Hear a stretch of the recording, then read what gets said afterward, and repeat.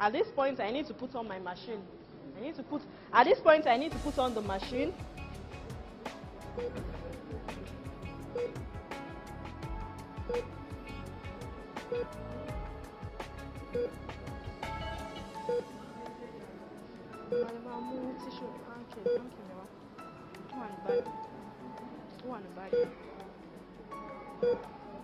Take my office.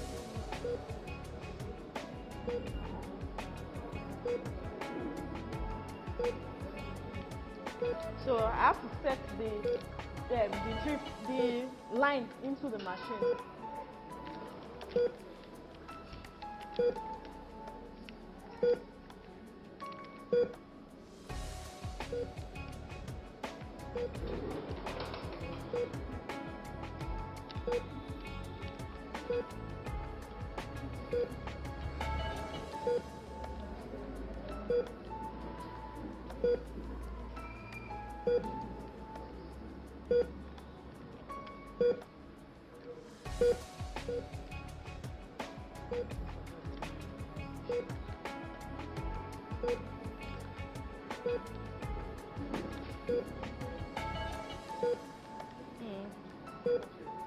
Okay, they want to see. Okay, okay. Okay, maybe I should do it like this then. Goes like this.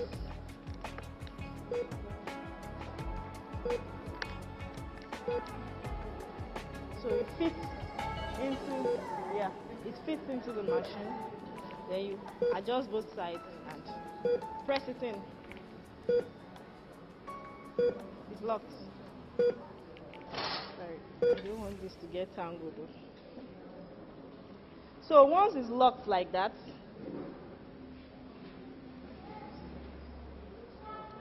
next thing you do, you can see it's telling me it wants me to program the machine. So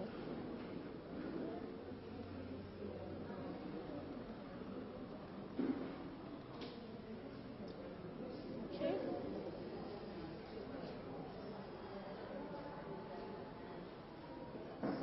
So it's asking me what volume. The machine is asking me what volume do I want to put for the machine. So since I'm using a 500 mils,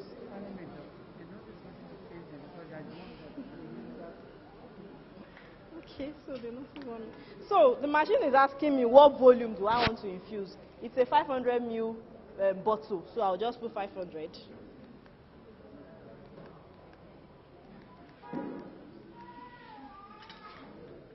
Okay. Then it's going to ask me what rate. It's going to ask me what rate, what volume, what time. So I have to put everything into the machine.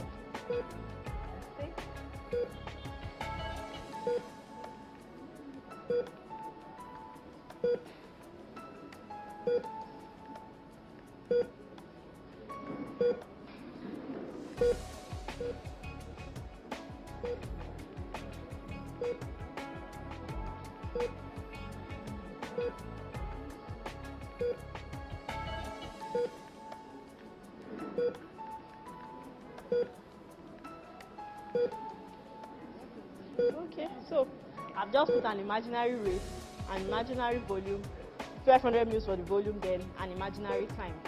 The next thing, I have to connect it to the patient.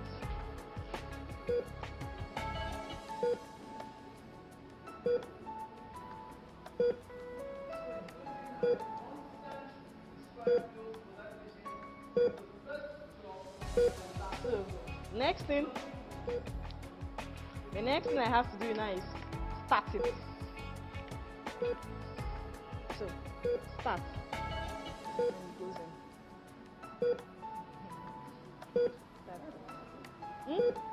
It will be pouring, and you know, I didn't connect the line. I'm just demonstrating, so it will be pouring away. It's meant to be going into the patient.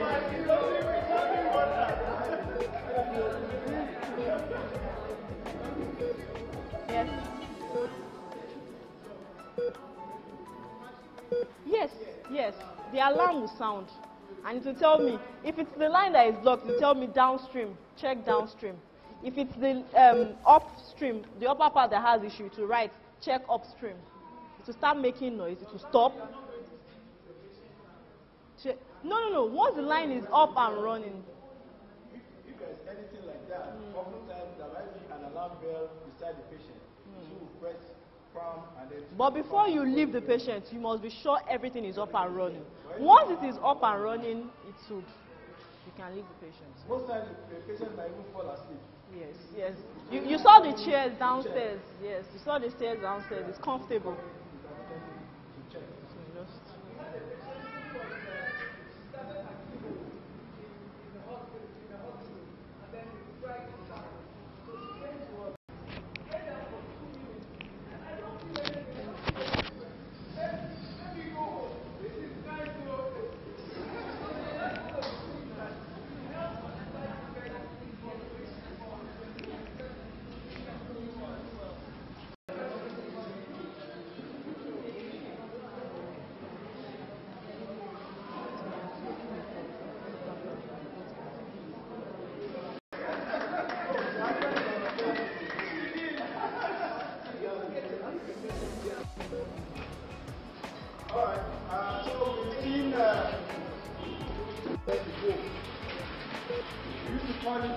Chemo. You know, it's unfortunate what I see start setting chemo line. In other climes, chemo parlors are more as comfortable as you just press the bell, then the nurse will come in, they need to change and add one more or something like that. Or if they tell you it's okay, you are okay. We get there, and that is what Cyril is also offering here. More comfortable chemo services. Alright? And above all, our prayer is that each and every one of us will survive in the mighty name of Jesus. As an addendum to what we have seen and for the chit-chat we had at the early stage, is we need to know some things, few things, cogent things that we must have as our checklist as a cancer survivor. We have talked about you must be seen primarily by an oncologist. Your primary doctor is not just a general practitioner. Like I used to say, if you want to, at least we know that one because it's common with us. If you want to see if you have bad eyesight, you go to just any doctor, optician, ophthalmologist, optometrist, as the case may be. If it's your teeth that is worrying you, you go to see dentist. So right now also we want us to have that knowledge. If it's about cancer, you see an oncologist.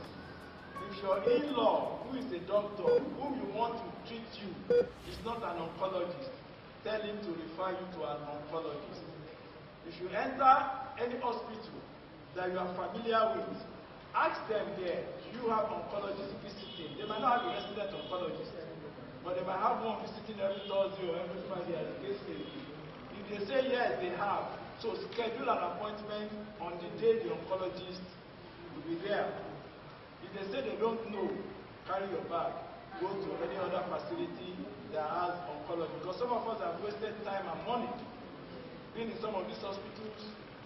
After 3 weeks, 4 weeks spending money, they will now eventually refer you to facilities where there are oncologists because they are taking advantage of our ignorance.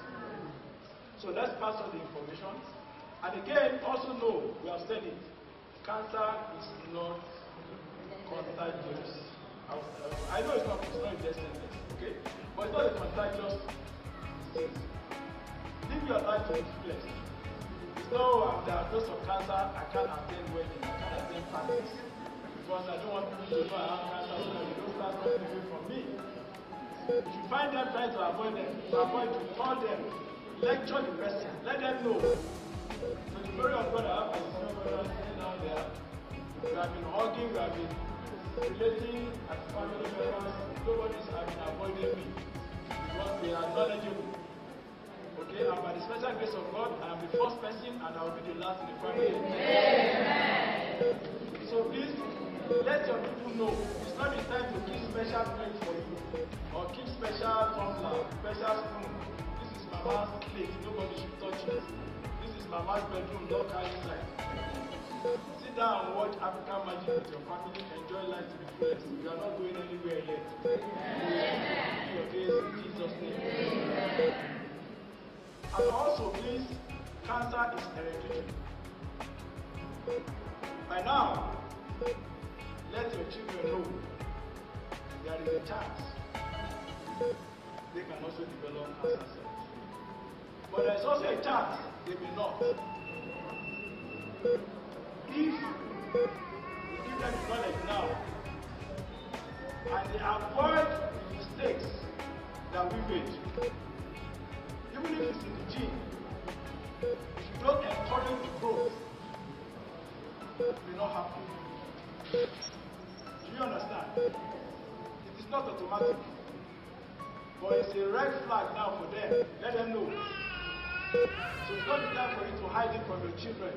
If they are still young to process it, maybe you keep it. At a later time in the year, let them sit down. I had this thing 10 years ago. Now that you are growing, run away from sugar. Don't do this, don't do that, don't do this, don't do that. Okay? All the don'ts that we have been telling you about, you have to pass it on to the next generation. And that you will save generations after us. The Almighty God will help us. And we have also told you, please,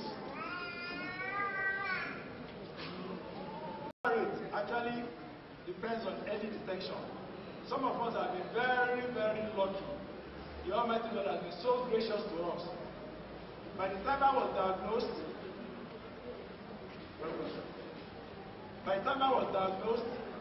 I was already on stage 3, which medical doctor will tell you is a bit difficult. And when she was diagnosed, our own was already stage 4. Okay? So, it's not as if the stage is high, you can't survive on it. It's more dangerous. But if you are stage 1, stage 2, that is T-party, okay? So early detection will help survival rate. So let people be checking themselves regularly. Even if you have not been diagnosed before, do your normal medical checkup at least once a year. At least once a year. And as you are a survivor, oh, don't say I've been treated. That's the end of it. Like I said, for the next 3 years, after you complete your initial treatment, every 6 months, go back for medical checkup. Then after the 3 years, at least, your doctor can declare you one or the other feet, okay? Then by then become every year, like I do my own now every year. Before now, it used to be every 6 months that I did it for 5 years. My doctor said 5 years I must do every 6 months. But now I do every year, which is normal. Even when you don't have cancer, you should do your medical checkup once a year. See hospitals and hotels where you like to visit. Don't be scared. It's not until when we are sick, that's when we go to hospital, that's when we go and take a bed. No, when you are even strong, just appear to your doctor. Don't say where I see your doctor. And mama, any problem, no problem. Just check me. And if you can just do physical check-up, touch here and there, open your mouth, open your nose. Maybe they say go and do blood test or bring your urine. So that if anything is coming up again from anywhere, I'm not saying it will come up, but then let's just leave it in the ball. Okay? So that we don't have to spend so much money, we don't have to spend so much energy, we don't have to spend so much emotions trying to treat it. The Almighty God will help us all. Alright. Very near and dear to us. This is Dr. Shuaib. Dr. Shuaib is the way that we want to do it. Whatever we send a patient to him, he says we need to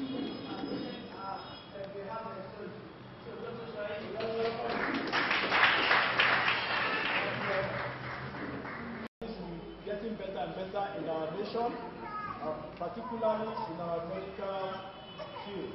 Presentation very soon. I want to recognize at this point, like they are the company that is supporting us with all these survival kits. Okay, the very gentle lady, her name is Diane. One of these days, when we are holding them, she will come with us. But she has 1, 2, 3, go!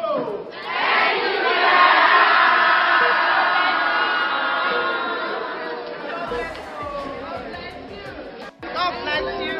We are expecting in Nigeria soon. Now, we started doing this last year. How many people were around last year in December? Was that about that you and at last year? Alright? Okay, so thank God that we are still standing. So, we are doing, we have to say we want to do on the day of the dead. I think we are difficult for us to do. But that is not to say for few of us that didn't write their names at that time. Our positive are putting your name. Can be so, some will get some, you brand like you want to verify that you're able to exercise. Like you can wear, and then you put on your, and then you exercise either in the house or you take a walk around your facility. Okay? And then we also have sleeves, compression sleeves. For your hand or leg, you have inflammation or swelling part of the hand or the leg to help you in compressing instead of going home and taking a lap for it. What do you call it? Agoniki, and you are scrubbing your. If you just wear it, it compresses for you. And as you all know, we have been told, before you go to the toilet to pee or to poo, you are getting rid of the dead cells. Why cleaning, how do I maintain it? This is what the process is, right? Simple cleaning, okay? Get the cloth, keep it inside ordinary water because I don't expect you to. We are just talking about your sweat, isn't it? That's why you want to clean, and I believe ordinary water can. So it's not something you go and put inside your washing machine. But you want to soak it inside your water overnight. Okay? So you don't have to do that. You just get a clean cloth, squeeze it and mop it. Okay? You don't have to do like you want to sanitize. Some of them might start putting it inside the tub. I saw. No, you don't. Ordinary water will do. Okay? And gently just clean it. For some of you that you probably don't have that chart. Some of you might be receiving only bra without the processes. Okay? Because somehow we cannot exhaust everything we want to give here. So we keep some for the next event which we are going to have on Wednesday again at the Cross Meeting. And in August, we are going to Port Harcourt, so we have to keep some. So we can't give all the Lagos. Do we agree? So there is a chart actually that tells us when we know your bra size, it tells us the size of the processes that should fit in. Alright? But if you have the bra, what we try to do is that at least let everybody have the bra. When you have the bra is a medical bra. Can you give a copy of the bra? It has a pocket. It's different from ordinary bra. It has a pocket where you can insert the processes so that it doesn't fall off. So if you don't get the processes, but at least you have the bra, you can make it with your normal phone. You can make it with a phone. You can see at the inside it has a pocket. You insert the processes inside so that it stays. It doesn't fall off. So it will enhance your beauty and your social status so that some of us are concerned people will go and wear it and go and press again and all that. It doesn't matter. You still have your life. Okay? You still have your life. You still have your life. So if you don't get the processes, you can get the phone and put it in there. It will also suffice. It will also help. Even if you can't get phone, well there, it will also stay so that it won't fall off. That's the advantage of this. And I don't need us to be told, at least we know the cost of this. In the market, it's about 15,000 naira. The process is about 35,000, 40,000 naira. So if you 45, so if you get a set, you are getting about 60,000 naira. What will give from Diane. Alright? Yeah.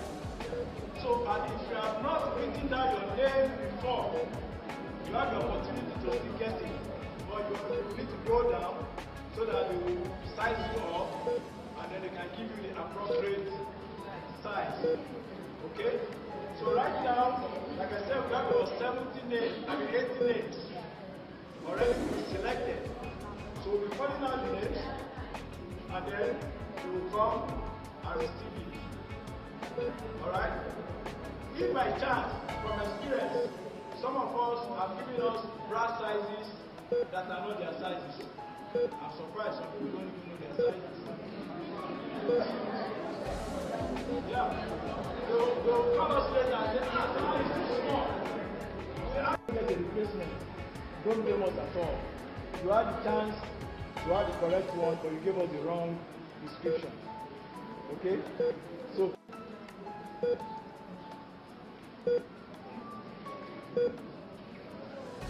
we want as many of them are seated on the high table. They want to review the presentation on behalf of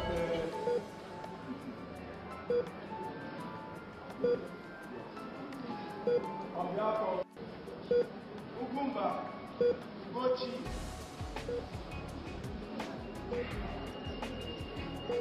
Elizabeth Osuriko. Elizabeth Osuriko. Sorry, sir. Patient. Okay, pay. And then official state. Just on. Okay.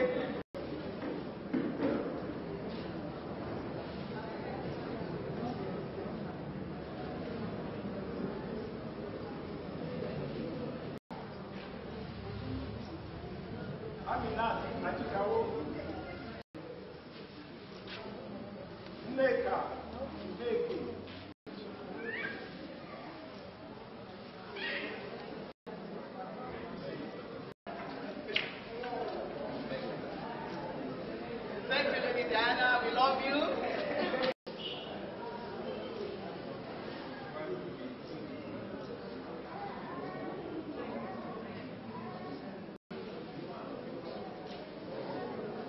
Thank you, Lady Diana. God bless you.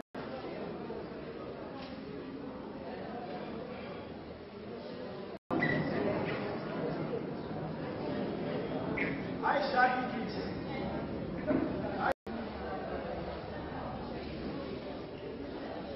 Aisha Beatrice. Oli.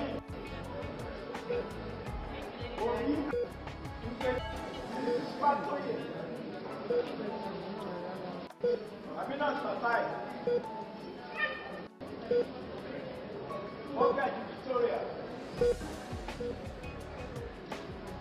Okolo. Dubai Esther.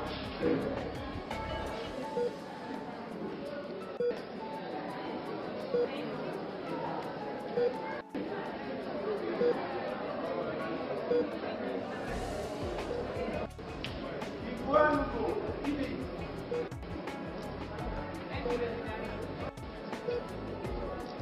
Umekuti.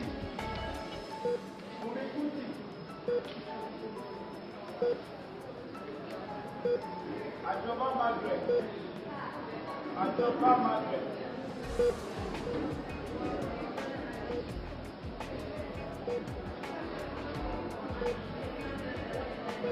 Kamali Chinyere.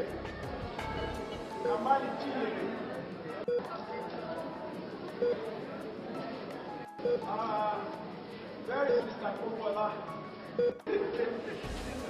Chimwezi Amaka.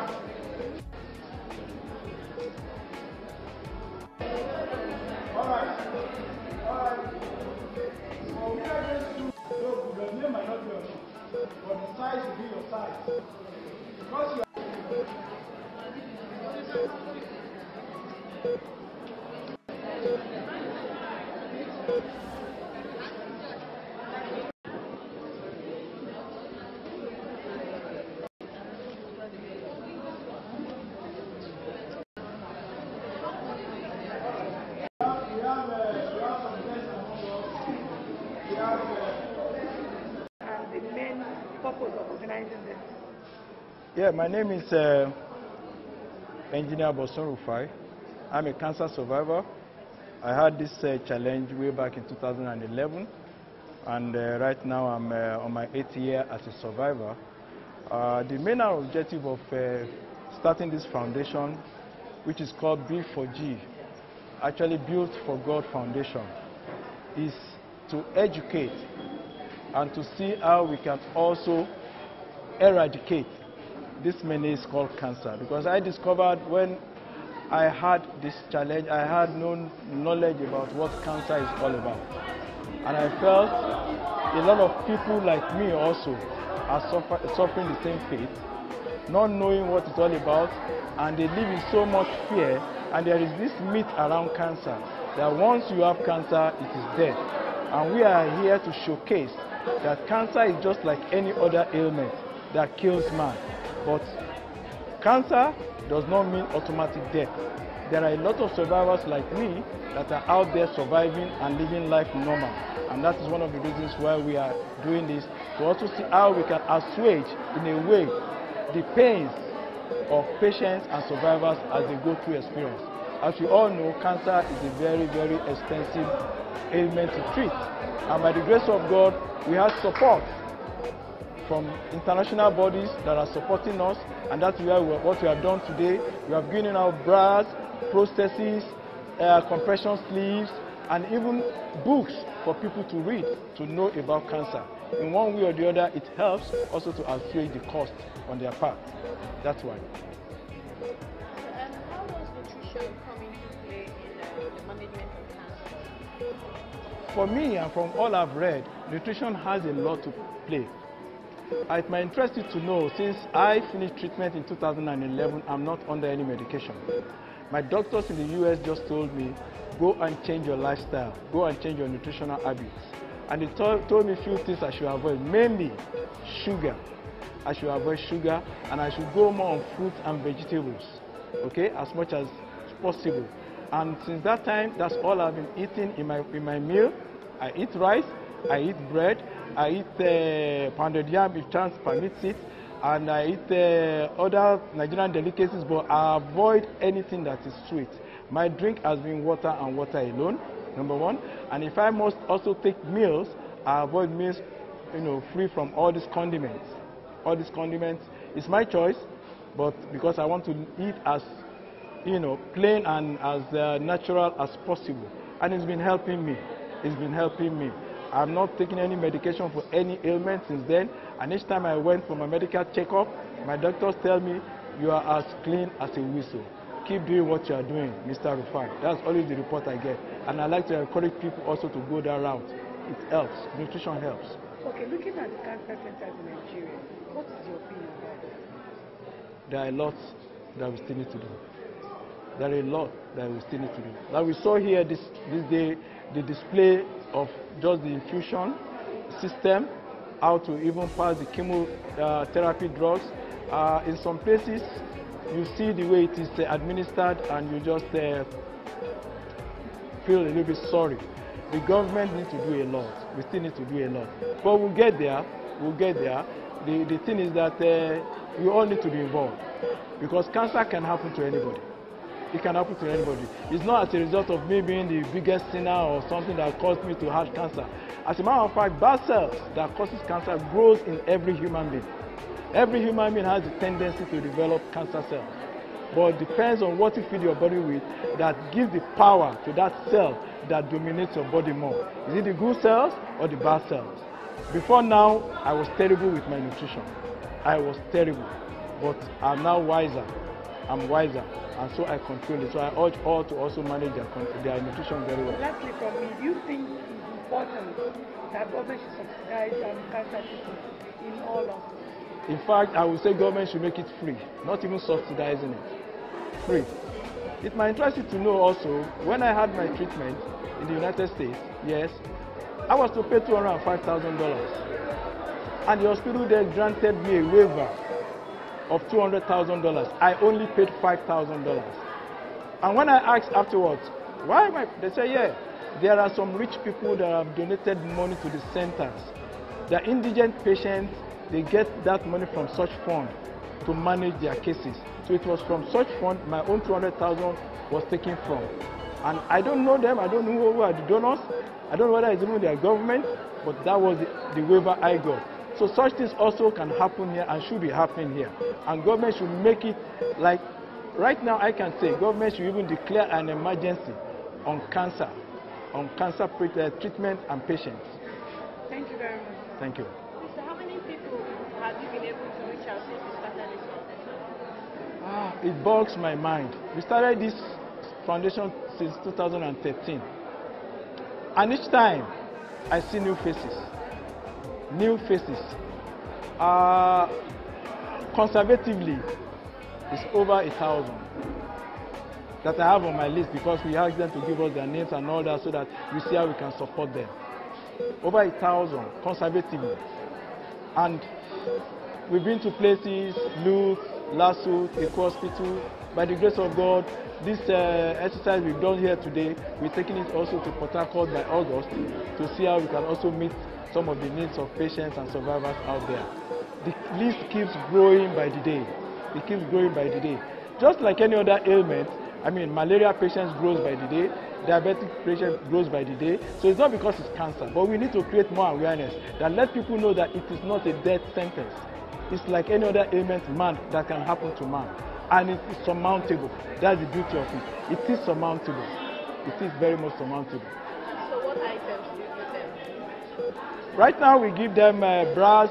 Particularly we are taking care of patients that have had mastectomy, breast cancer patients. So we give them medical bras, we give them prostheses, we give them compression sleeves to take care of their inflammation, and we also give them some literature materials to also read, to learn, to be knowledgeable about what we are talking about.